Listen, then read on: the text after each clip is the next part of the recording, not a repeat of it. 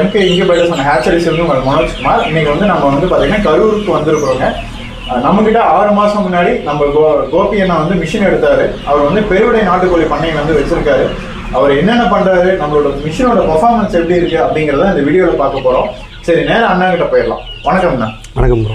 எப்படி இருக்கீங்க? நல்லா இருக்கும் ப்ரோ. எப்படி இருக்கு பண்ணை? நல்லா சிறப்பாக போயிட்டு இருக்கு. ஓகே, நம்ம கிட்ட ஃபர்ஸ்ட் நீங்க வந்து மிஷின் வாங்குனீங்க, ஞாபகம் இருக்குங்களா? ஞாபகம். கொரோனாக்கு முன்னாடி வாங்குனீங்க. கண்டிப்பா. ஓகே, அதை பத்தி உங்களுக்கு கருத்துக்கள் சொல்லுங்க.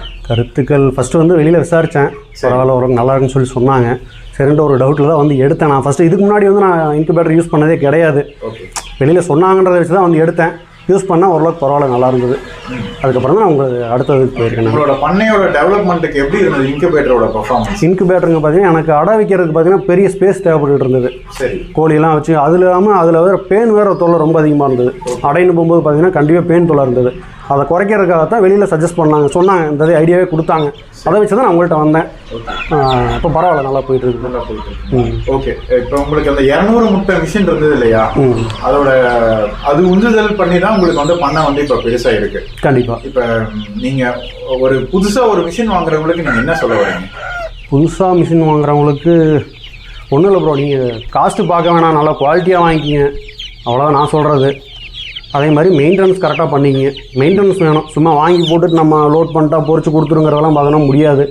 நம்ம மெயின்டைன் பண்ண தெரியணும். மெயின்டைன் பண்ணால் நல்லா பண்ணலாம். நான் இப்போ 200 முட்டையில் வந்து இப்போ 1000 முட்டை மிஷின் வந்து வாங்கியிருக்கீங்க. அப்படிங்கும்போது உங்களுக்கு 200 முட்டை மிஷின் யூஸ் பண்ணும்போதே ஒரு அனுபவம் வந்திருக்கும். கண்டிப்பாக. உங்ககிட்ட கோழி குஞ்சுகள் அதிகமாக இருக்கு, ஆனால் தாய்க்கோழிகள் கம்மியாக இருக்கு. என்ன காரணம்? என்ன காரணம்னா எனக்கு பார்த்தீங்கன்னா இப்போ ஃபஸ்ட்டு அடை வைக்கும்போது பார்த்தீங்கன்னா அந்த ஒரு தாய்க்கோழி வந்து அது குஞ்சை பிரித்து விடுற வரைக்குமே ரொம்ப லேட்டாகும் நமக்கு. அதுக்கப்புறம் பார்த்தீங்கன்னா தாய்க்கோழி நிறையா வேணும். அது வந்து நம்ம நிறையா மெயின்டைன் பண்ணுற மாதிரி இருக்கும். நம்ம இன்குபேட்டர் போகும்போது பார்த்தீங்கன்னா நான் எக்கு இதில் லோட் பண்ணி குஞ்சை வெளியே எடுத்துறேன், இதில் எடுத்துக்கிறேன். அப்படிங்கும்போது எனக்கு தாய்க்கோழி அது முட்டை விட்டு கொஞ்ச நாள்லேயே அதை நான் வந்து மறுபடியும் அடுத்த செட்டுக்கு ரெடி ஆகிக்குது. அது அடுத்த லேயிங் இங்கே வந்துடுது. அதனால வந்து எனக்கு இது பெஸ்ட்டாக இருக்குது. இன்குபேட்டர் பெஸ்ட்டாக இருக்குது. அதாவது கம்மியான தாய்க்கோழியில் அவ்வளோதான். அது கம்மியான தாய்க்கோழி வச்சு நான் கம்மியான இடத்துல நான் எடுத்துக்கிறேன். உங்களோட தீவன மேலாண்மைலாம் எப்படி இருக்கு? தீவன மேலாண்மை நான் பார்த்தீங்கன்னா இதாக தான் போய்க்கிறேன். நானே அரைச்சிக்கிறேன் ப்ரோ. சரி. கம்பு, மக்காசோளம், அப்புறம் கோதுமை, அரிசி, தவிடு, அப்புறம் லேயிங்க முட்டை விடுற கோழிக்கு பார்த்தீங்கன்னா கிளிஞ்சல் சுண்ணாம்பு கூட சேர்த்துக்குவேன். அப்புறம் புண்ணாக்கு சேர்த்துக்குவேன். இதெல்லாம் அரைச்சி ரேஷியோ படி அரைச்சி இது பண்ணிக்கிறேன் ப்ரோ. ஓகே, உங்களுக்கு வந்து இப்போ உற்பத்தி அதிகமாக இருக்கும்போது, அதாவது ஒரு கம்மியான தாய்க்கோழிகள் உற்பத்தி பண்ணுறீங்க இல்லையா, அப்போ ஒரு சிலர் வந்து சொல்லுவாங்க அப்படி பயன்படுத்தும் போது எனக்கு வந்து நிறைய முட்டைகள் வந்து கருக்கூடாம போகுது, கருக்கூடி செத்து போகுது மாதிரி பிரச்சனைகள்லாம் உங்களுக்கு வரலையா? இல்லை, எனக்கு அந்த மாதிரி எந்த பிரச்சனையும் இது வரைக்கும் வரல ப்ரோ. நல்லா இருக்கு. ஓகே, உங்கள் பண்ணையில் நீங்கள் என்ன விற்பனைக்கு இருக்கு? பெருவடை நாட்டுக்கோழி ப்ரோ. பெருவடை தான் ஃபுல்லாக பியூர் பெருவடை தான் பண்ணிக்கிட்டு இருக்கேன். சரி. சண்டை ரகமாக தான் இறக்கி வாங்கி பண்ணிக்கிட்டு இருக்கேன். வெளியில் சேவல்லாம் பார்த்தீங்கன்னா நல்லா குவாலிட்டியான சேவலாக வாங்கி போட்டு இறக்கிட்டு இருக்கேன். சிக்ஸும் சேல் பண்ணிட்டுருக்கேன், கொடுத்துட்டு தான் இருக்கேன்.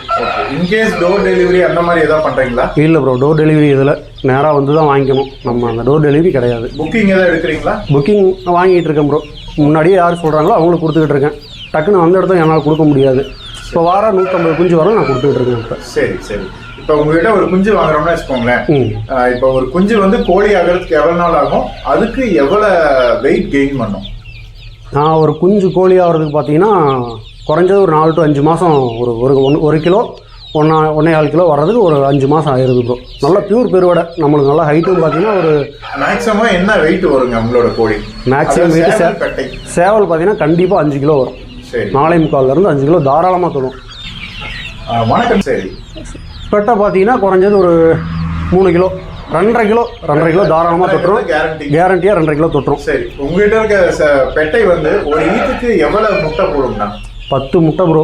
அதிகபட்சம் 12 முட்டை, அவ்வளோதான் ப்ரோ. அதுக்கு மேலே வராது. அதுக்கு மேலே. ஆனால் இன்னைக்கு மார்க்கெட்டில் என்ன நடக்குதுன்னா 15 முட்டை போடும் அப்படின்னு சொல்கிறாங்க. கண்டிப்பாக உங்களுக்கு வந்து பெருவிடை அது ஒவ்வொன்றுலாம் பார்த்தீங்கன்னா 9 முட்டை தான் ப்ரோ. அதுக்கு மேலே 15 முட்டை இட வாய்ப்பு இல்லை.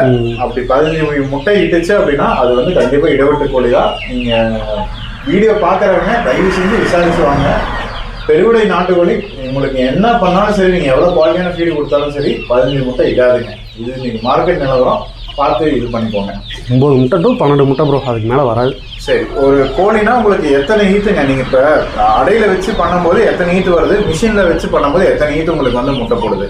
எத்தனை ஈத்துனா பார்த்தீங்கன்னா ஒன்றும் இல்லை ப்ரோ, ஒரு கோழி வந்து ஃபஸ்ட்டு முட்டை வச்சு நான் அதிகபட்சம் 1 மந்த்லேயே அடுத்த லேயிங்க்கு நான் கொண்டு வந்துடுறேன் இன்குபேட்டருங்கும் போது.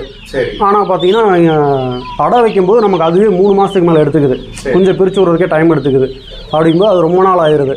நான் இது பார்த்தீங்கன்னா 1 இயர்லேயே பார்த்தீங்கன்னா இது ஒரு 3 to 3 ஈத்து நான் எடுத்துறேன், 3 to 4 ஈத்து எடுத்துறேன் நான். ஓகே. 1 இயர்லேயே. புரியுது.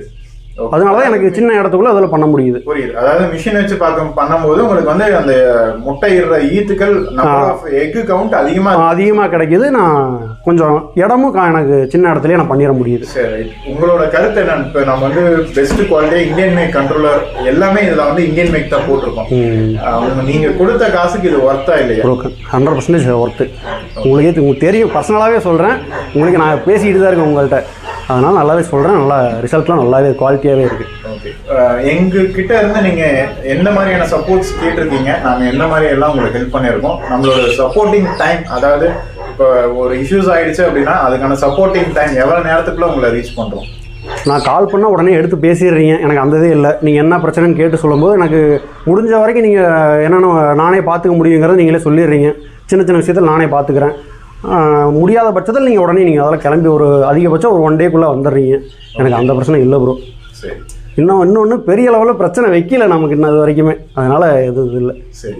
இப்போ புதுசாக ஒரு பண்ணையாளராக இருக்கிறாங்க, இப்போ ஒரு பண்ணை ஆரம்பிக்க போகிறாங்க, அவங்களுக்கு அதுவும் முக்கியமாக இப்போ வந்து பெருவிடை நாட்டுக்கோழி பண்ணை வந்து அதிகமாக வந்துட்டு இருக்குதுங்க, நிறைய பேர் வந்து பண்ணுறாங்க. அவங்களுக்கு நீங்கள் என்ன சொல்ல விரும்புகிறீங்க?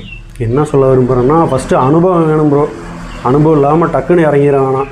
ஃபஸ்ட்டு கொஞ்சம் இனிஷியலாக கொஞ்சமாக வச்சு வளர்த்து பார்த்து அதை வச்சு நோய் மேலாண்மையில் தெரிஞ்சுக்கிட்டு அதுக்கு மேலே பெரிய லெவலில் போய்க்கிங்கன்றது சொல்கிறேன். சரி. ஃபஸ்ட்டு இனிஷியலாக நான் பண்ணும்போதெல்லாம் பார்த்தீங்கன்னா ஆர்வ கோளாறில் இறங்கி பண்ணிட்டேன். அப்போல்லாம் பார்த்தீங்கன்னா ஒரே டைமில் எனக்கு ஒரு 3 லட்ச ரூபா சரக்கிட்ட அடி நைட்டாக காலி ஆயிடுச்சு. நான் அனுபவம் இல்லாமல் எல்லாம் வெளியில் யூடியூப் இந்த மாதிரி இதை பார்த்துட்டு நான் சொல்லிட்டேன் பண்ணிட்டேன். நான் பாட்டுக்கு பண்ணது பார்த்தீங்கன்னா அனுபவமே இல்லாமல் பண்ணிட்டேன். அப்புறம் நான் ஒவ்வொன்றா கற்றுக்கிட்டு வர தான் இந்தளவுக்கு நல்லா ஓரளவுக்கு இருக்கும்போ. அனுபவம் வேணும், அனுபவம் இல்லாமல் பண்ண வேணும், அதான் சொல்லுவேன். சரி, உங்களோட டைம் கொடுத்து எங்களோட சேனலுக்கு இன்டர்வியூ கொடுத்ததுக்கு மிக்க நன்றி. மென்மேலும் உங்கள் பண்ணை வளர எம்கே இன்குபேட்டர் சார்பாக வாழ்த்துக்கள். Thanks bro. தேங்க்யூ.